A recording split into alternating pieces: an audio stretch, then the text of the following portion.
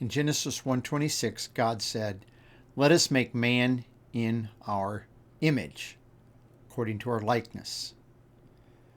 What is this image of God that man bears? Or that at the very least Adam had?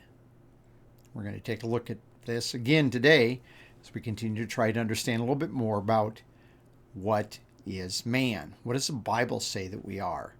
And what does this idea of the image of God have to do with who we are?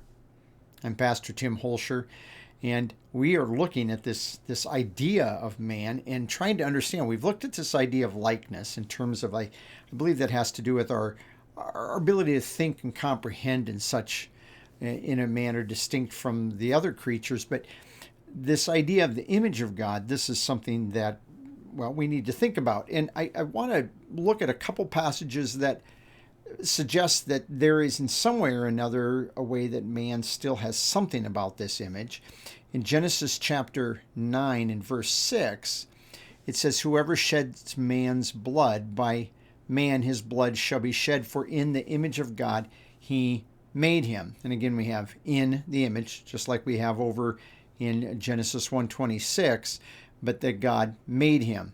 Now this is, when it says he made him, this is a cal perfect, which is simply a way of, it's not really a past tense, but oftentimes is translated as a past tense.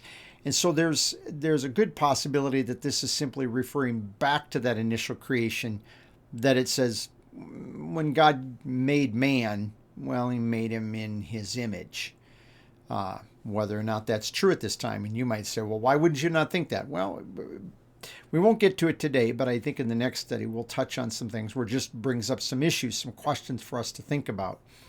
In 1 Corinthians chapter 11, now think about this. We are moving then a long ways past that. When we are in Genesis chapter 9, just after a man comes off our Noah, just simply, and his family come off the ark, they are, we're looking at, shall we say, somewhere between 2,500 and 3,000 years prior to the time of Christ. So that's 4,500 to 5,000 years ago for us, about somewhere in that range. So if you stop and you think about this from that perspective, now we're moving, when we read this, we're moving about 2,500 years past that point in which God said this, and he says, for man, he's talking about the issue of head coverings. Should women have head coverings? And we're not talking about that today. I'm just in this passage is, for a man ought not to have his head covered, since he is the image and the glory. Now it puts two things together, the image and the glory of God. But the woman, now it doesn't say she's the image of man, but she's the glory of man. Now I think that there's a place, as we saw yesterday in Genesis chapter 1, that I believe both man and woman are created in God's image, not just Adam, not just the male. Both men and women together make up mankind.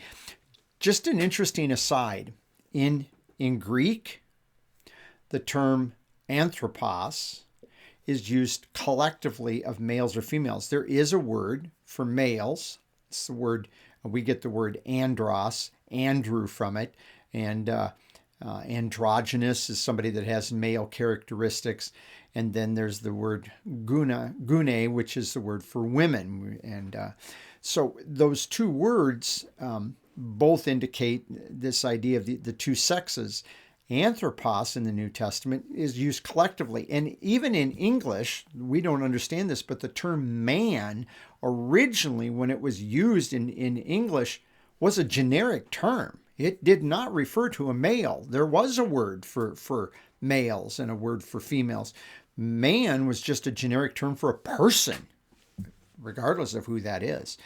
And so just trying to help us understand that when he's talking in this way, he's just speaking in a very generic sense. And as I pointed out yesterday, Adam was the name of that first man, but Adam is also used just generically of mankind, of people, men and women alike. And just trying to clarify that, because even there in that context in Genesis chapter 1, verses 26 and 27, let's just go back over there so you can be reminded of this. Here we have Ha-Adam, but down here we have Zakar, and we have Nakava. And this is the female. So we have these two, and I might probably butcher my pronunciation of Hebrew. If you're a real good with Hebrew, then you probably are going, man, that guy can't say that. Well, I'll concede that for sure. It's not a language that I speak. It's a language I read. So here in 1 Corinthians chapter 11, when he's talking about the image of God, that may be true for both of them, but then it also adds the issue of glory. And then down here for the woman, she's the glory of man in some way. And I would suspect probably most married men would agree, yeah, that's true. His wife is his glory in many ways. Anyway, all of this to say that seems to be some suggestion, not even suggestion, just a plain statement right here in 1 Corinthians 11, that there's still in some way a way that man is considered to be the image of God, and that was true back in Genesis chapter 9, also after the fact. And so as we were talking about this idea of image in these texts, I think it's important if we go over and just remind ourselves this idea of who Jesus Christ is. Now, we saw this yesterday in Colossians chapter 1, that he's the image of the invisible God. Therefore, that means that when he's in the image, it cannot be that he has some sort of a physical likeness of this being. He is demonstrating physically, outwardly, something about who he is.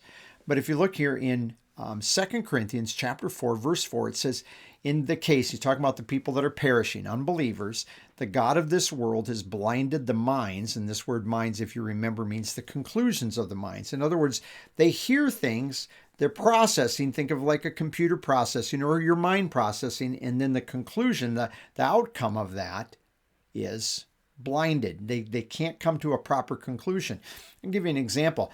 I have told people point blank, not confuse anything else. I said, you need to believe that Jesus Christ died on the cross for your sins, that he was buried, and that he rose again from the dead, and that you will be saved. You'll be forgiven and righteous with God if you believe that.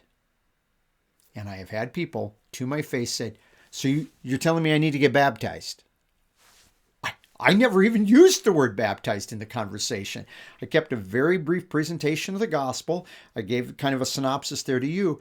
And somehow in these conclusions, Satan blinds it, and their conclusion is, you're telling me to be baptized. Or you're telling me I'm supposed to join your church. I never even mentioned my church. You're telling me that I need to be a better person. I didn't ask that. But see, that's what happens. And so Satan is blinding the minds of those people, the conclusions. They hear this, and out comes something completely different, something that does not work. So the minds of those who do not believe, so that they might not see the light of the gospel, the good news of the glory, the reputation of Christ, who is the image of God. And I'm convinced by this statement. I probably stated this here before. I believe everybody that is unsaved, there is something about Jesus Christ they don't get accurately. And I can't figure that out. That's for the Holy Spirit to know. All I know is my responsibility is to share with them the gospel. I am not there to try to go through and try to figure out what do they not understand about Christ? What is mixed up in how they perceive of Christ? That's not my job. It's not your job. Thank goodness, because there are all different kinds of things that people have about him. But the main point here is, see, he's the image of God. Christ came down here and he demonstrated what God was like, but he demonstrated in human terms that we could easily watch and we could observe and say, oh, that's what God is. So he could tell his disciples over in John 14, if you've seen me, you've seen the Father. Because they're the same person? No, but because they're the same God. And so he in his human existence demonstrated those God qualities. He demonstrated God's attitude. He demonstrated the kind of compassion and the kind of works that God would do. And he says as much in the Gospel of John. He says, I've come down here to do the works of the Father. I've come down here to speak the words that the Father gave me to speak.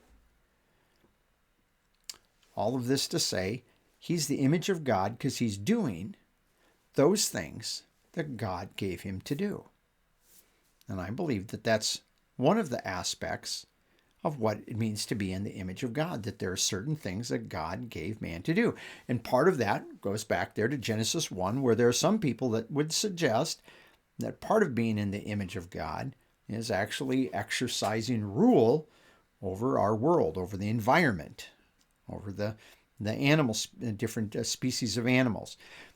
Whether we accept that or not, I can see why we come to that conclusion because, well, being in the image of God, when Christ is in the image of God, it certainly isn't that he looks like God in terms of a physical appearance, but he sounds like God because he says the things God the Father gave him to say.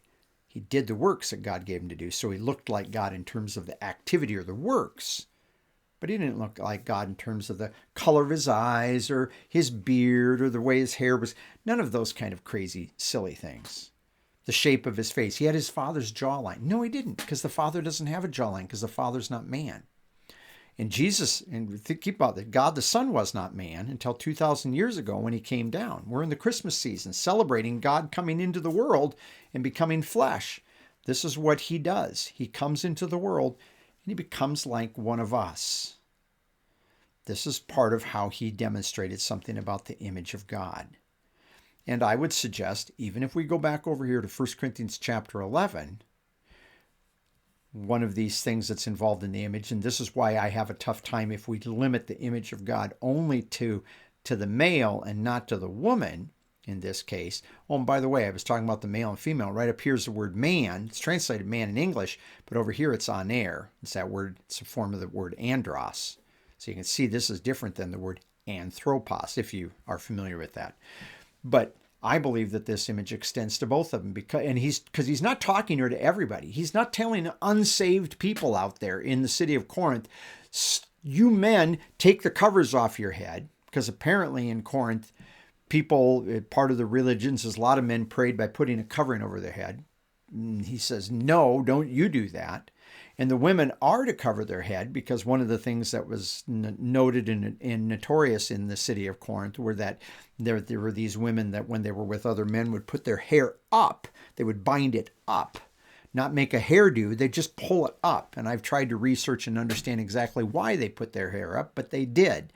And he says they ought to let their hair go down when they're in these settings. And all of that to say that when these believers are doing this, they're doing something different than what their culture was doing, but they're doing it because, he says, because they're the image of God. And this is true for both the man and the woman in what they're doing. They're both demonstrating something about the character of God. He doesn't make this just in a general sense. Now, back in Genesis 9, yes, it is a general sense because it's about anybody that falls within the gamut of mankind. But here, he's clearly talking about believers and what we're able to do.